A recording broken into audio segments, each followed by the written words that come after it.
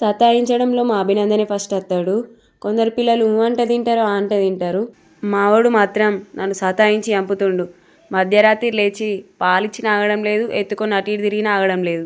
ఇక నాకు అర్థమైంది ఏంటంటే ఆకలి అవుతుంది అనుకున్నా. కొంచెం అన్నం ఉండే, అందులో కొంచెం పప్పేసి తినబెడదామని తినబెట్టిన.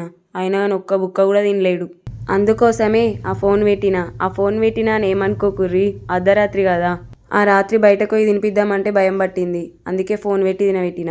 మా బావకైతే ఫుల్ తలకాయ నొస్తుందట. అందుకే నేను నూనె పెట్టి జెండు బాంబు పెట్టిన, కొంచెంసేపు పడుకో అని చెప్పిన. ఇక అటు ఇటు చూసేసరికే టైం అయిందని ఇంటి పని అంతా వేసుకొని కొన్ని బియ్యం పెట్టిన. మా బావ అయితే లేవ్వనే లేచిండు. అందుకే మా బావ కోసం కొన్ని వేడి నీళ్ళు పెట్టిన. ఇక పొద్దుగాల కొంచెం గరం నీళ్ళు తాగితే మంచిగానే ఉంటుంది కదా. మళ్ళీ చల్ల నీళ్ళు తాగితే తలకాయ నొత్తదని కొన్ని వేడి నీళ్ళు పెట్టిన. బయట ముగ్గేయడం మర్చిపోయినా. మా బావ నేనెత్తా అంటూ ఎయ్యరాకున్నా కానీ ఎట్లా ఎత్తుండే యూడురి. అక్కడేసిండు ఇక్కడేసిండు. కానీ ఈ చలికి లేసి పని చేసుకోవడం మన వల్ల కాదు. కానీ ఏం చేద్దాం, పిల్లలున్న కాడ తప్పదు. వాళ్ళు లేచేసరికి పని మొత్తం తీరితే మనకు రిలీఫ్ ఉంటుంది. మీరు నాలాగా మధ్యరాత్రి లేచి అన్నం తినబెట్టే వాళ్ళు ఉంటే కామెంట్ చేయండి. Please like, share and subscribe. Thanks for watching. Love you all. Bye.